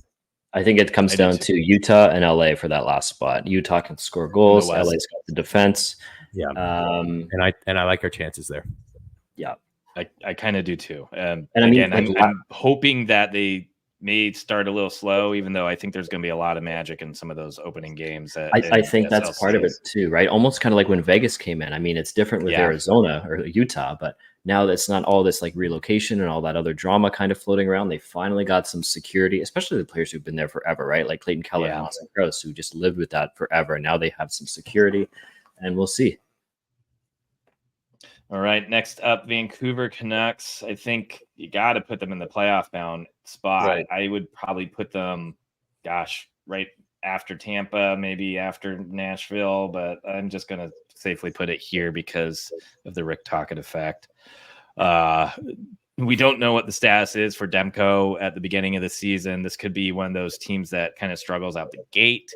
I think everybody was a little shocked of the fact that they were the top offensive team for a large chunk of last season. And then that kind of started falling off. I mean, there's a point where Hronek was like a point per game defenseman. And then that kind of slowly faded away. Quinn Hughes had a phenomenal season. Nobody's going to say otherwise. Norris winning defenseman, but there was kind of a tale of two seasons for some parts of that. He kind of slowed down near the end there, and then I think they really battled hard against Edmonton, and obviously we're not able to pass them in the second round of the playoffs. But you kind of watch those games, and you could see the talent disparity there. Go ahead. I can go on and on about kind of this Tocchet effect, but you guys may be able to explain it a little bit better than me. Again, I'm gonna sound stupid when I say it, but they've got the three premier positions, right? And the only thing I think is while Edmonton is in their Cup Contender status, Vancouver is going to constantly be living in their shadow, and it's kind of like St. Louis and Chicago Blackhawks back in a decade ago, I guess. Yeah, so it's going to be tough. I mean, Vancouver's always going to be in there. They're going to be a tough out, but as long as Edmonton is at their current status, I just don't see Vancouver breaking through and being the first Canadian team to win a Stanley Cup. I definitely think that belongs to the Edmonton Oilers. Yeah, I just agree with there. I think they have the number 1 C, number 1 D. Depends. If Demko's out for a long time, that's going to hurt, but we'll see what happens there. All right, Vegas. I think you have to put them in the playoff bound area as well. 1, 2, 3, 4, 5, 6. I think probably the most underrated decor in the league. 100% agreed. 1 to 6. Hannafin, Pietrangelo, McNabb, Theodore, Haig, Whitecloud. And I love borderline have 3 number 1 defensemen on this team. Yeah. I was really hoping that we would see Utah before we made our moves on defense try to acquire Haig.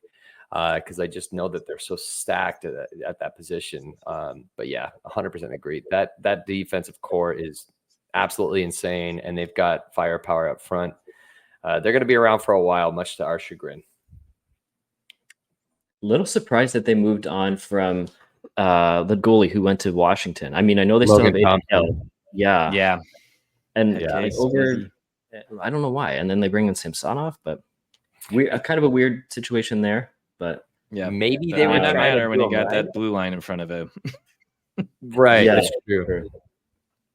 But I mean, Right, up front Washington. still, right? They got the pieces. They got Carlson. They got Jack Eichel. They got Mark Stone, assuming his spleen is okay. We'll see. Yeah. Samsonov kind of seems like a loose cannon. I don't know if you guys saw his Instagram comments, but No. he was even after he got traded or signed with Vegas, he's chirping Linus Ullmark on Instagram, and Oh my gosh. a lot of people think that he forgot to log. This. Yeah, a lot of people think that he forgot to log into his burner account and just was doing it all night. So anyway, it's just kind of a funny storyline to follow. Something to keep an eye on. Washington Capitals, I think we just got to plop right here, right by the Penguins. I mean, it's essentially get Ovi the goal record or bust at this point. I think the only reason why they made the playoffs last year was because of all the injuries the Devils faced. I don't think they should be in the running. I think teams like Buffalo and Montreal have taken big steps, same as Ottawa in the East. I just don't think they're going to repeat what they were able to do last year, which was sneak into the playoffs. I think they're almost in that Pittsburgh tier. Now they do have some. Yeah. Pittsburgh has like nothing. At least Washington has McMichael and Lapierre and some other pieces. Strom's still youngish. Yeah. I don't Now you're like getting the Miroshchenko. But Pierre-Luc Dubois, I don't know why they're bothered with that. Gosh. It was such a strange trade. I don't think they're making the playoffs. I think the biggest question there is, does Ovi get the goal record this year or next? I think he's 41 or 42 back. That's probably 2 more seasons for him at this point, but it's coming. Yeah. That's so crazy to think. All right, and last but hopefully not against least, Utah. And like every record was against Arizona. Can we not have that happen with Utah? It's gonna happen. That would be great. I think the Jets are going to be at the top of this fighting for a wild card spot. Ooh, if I can move it there. I think logically, yes, I think they make the playoffs and are playoff bound. But to kind of format into this tier ranking, I kind of want that we currently have 14 teams that we are considering playoff bound.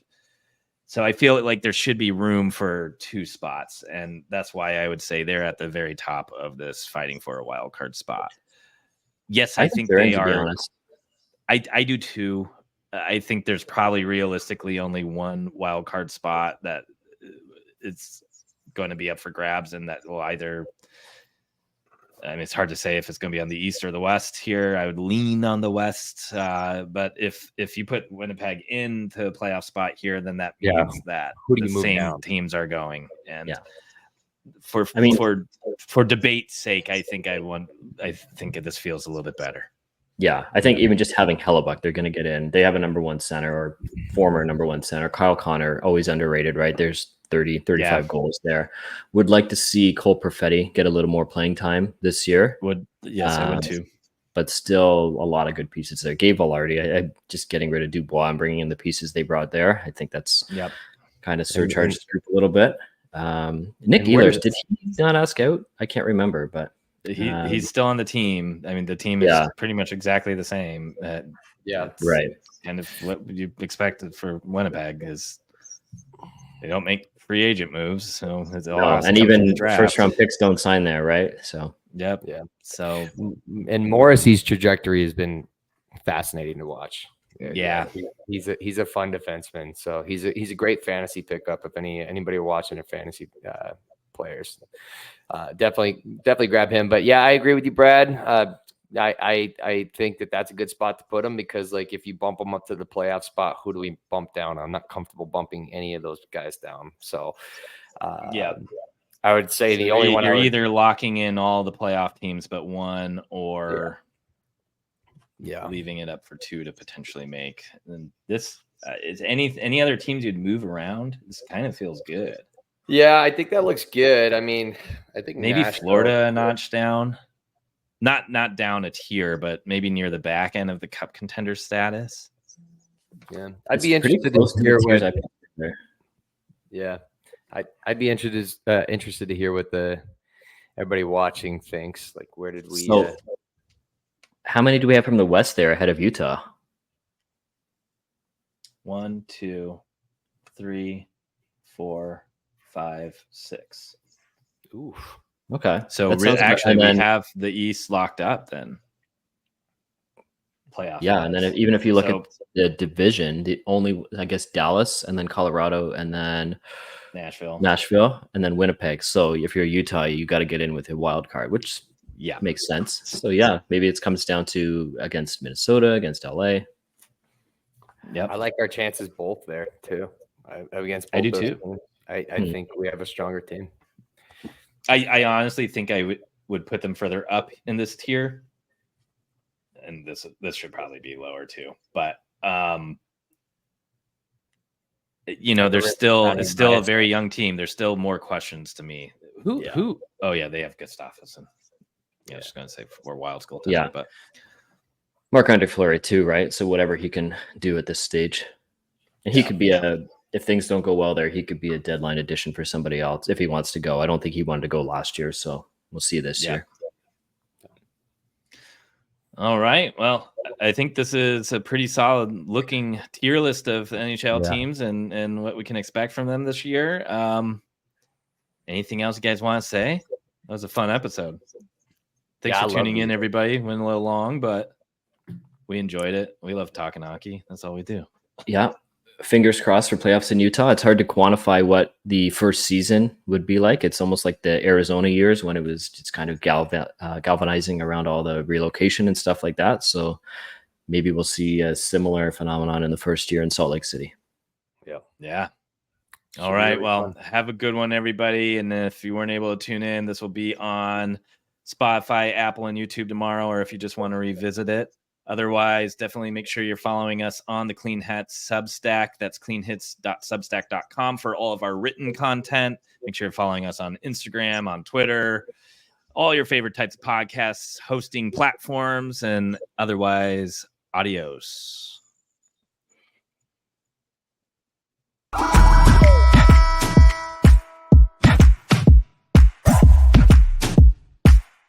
We know we running it now. Watch the game change. Watch the game change. Watch the game change.